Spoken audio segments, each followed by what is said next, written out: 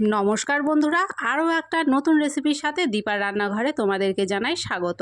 তো আজকে আমি বানাতে চলেছি মুগ কালিয়া বা মুগ পটল।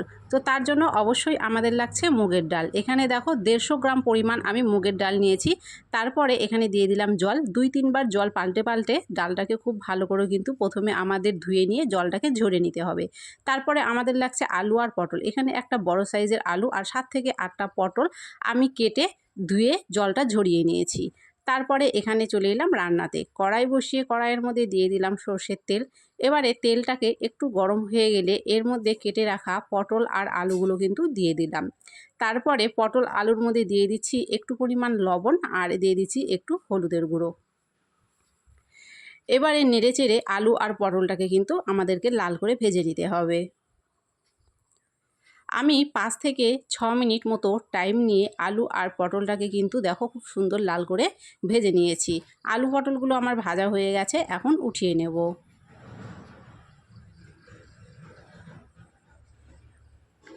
এবারে ওই কড়াইয়ের মধ্যে আরও একটু তেল দিয়ে দিলাম। এখন এর মধ্যে ফোড়নের জন্য আমি দিয়ে দিচ্ছি একটা শুকনো লঙ্কা,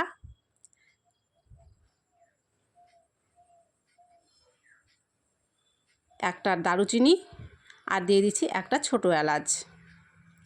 এবারে এর মধ্যে দিয়ে দিলাম একটা তেজপাতা আর দিয়ে দিচ্ছি গোটা জিরে ফোড়ন। ফোড়নটাকে একটু নেড়েচেড়ে খুব ভালো করে ভেজে নিলাম। আর এখানে দেখো আমি গোটা জিরে আর আদা একসাথে বেটে রেখেছিলাম। তোমরা যদি জিরে বাটা দিতে না চাও জিরে গুঁড়ো দিলেও কিন্তু হবে। তো আমি এখানে গোটা জিরেই বেটে রেখেছিলাম। তারপরে মশলাটা দিয়ে দিলাম। দেওয়ার পরে যাতে মশলাটা না ছেড়ে তার জন্য একটু জল দিয়ে দিলাম আর দিয়ে দিলাম একটা বড় সাইজের টমেটো কেটে। এখন স্বাদ অনুযায়ী দিয়ে দিলাম লবণ, দিয়ে দিলাম হলুদের গুঁড়ো আর দিয়ে দিলাম লঙ্কার গুঁড়ো। অবশ্যই ঝালটা তোমরা তোমাদের স্বাদ অনুযায়ী কিন্তু এখানে ব্যবহার করবে। তো সবগুলো উপকরণ তারপরে এখানে দিয়ে দিলাম কিন্তু একটু চিনি। তারপরে দেখো টমেটো গলে যাওয়া পর্যন্ত মশলাটাকে খুব ভালো করে কষিয়ে নিতে হবে। দেখতে পাচ্ছ 5 মিনিট মতো আমি মশলাটা খুব ভালো করে কষিয়ে নিয়েছি আর টমেটোগুলো কিন্তু একদমই গলে গেছে। এখন আগে থেকে ধুয়ে রাখা মুগের ডাল এর মধ্যে দিয়ে দিলাম। মুগ ডালটা এর মধ্যে দিয়ে আরও 5 থেকে 6 মিনিট মশলার সাথে কিন্তু খুব ভালো করে আমাদেরকে কষিয়ে নিতে হবে।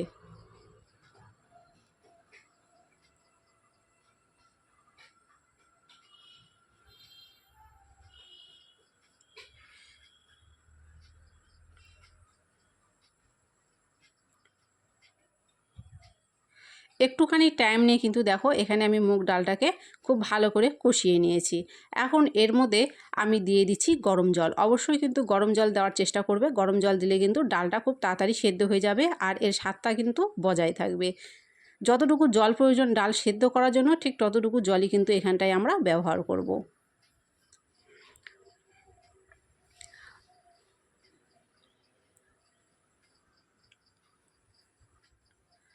ডালটা যখন অর্ধেকটা সেদ্ধ হয়ে যাবে তখন কিন্তু এর মধ্যে আগে থেকে ভেজে রাখা পটল আর আলুগুলো আমরা দিয়ে আবারও কিছুক্ষণ ফুটিয়ে নেব।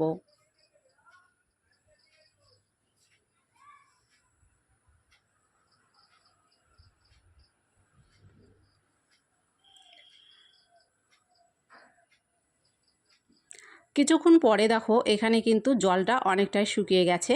এর মধ্যে এখন দিয়ে দিলাম আমি গরম মশলার গুঁড়ো আর দিয়ে দিচ্ছি 1 চামচ ঘি।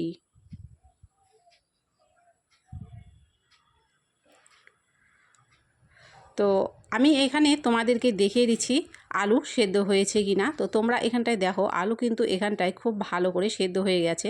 খুব সহজেই কিন্তু আলুটা এখানে একদম ভেঙে গলে যাচ্ছে।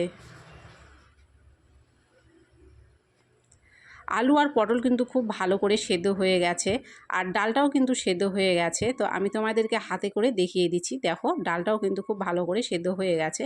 এরকম অবস্থায় কিন্তু আমাদের রান্নাটা হয়ে গেছে। এর মধ্যে কিন্তু আমাদের আর কোনো কিছু দিতে হবে না। এখন গ্যাসটাকে অফ করে রেখে দেবো, দিয়ে 10 মিনিট পরে কিন্তু আমি আবারও তোমাদেরকে দেখিয়ে দেবো শেষে এটা দেখতে কেমন হয়েছে। তো 10 মিনিট পরে ফিরে এলাম।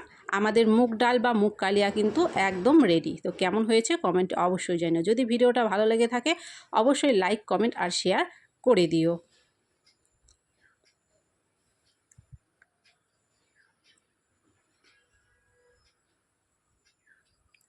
তোমাদের সাথে আবারও দেখা হচ্ছে পরে নতুন আরও একটা নতুন রেসিপির সাথে।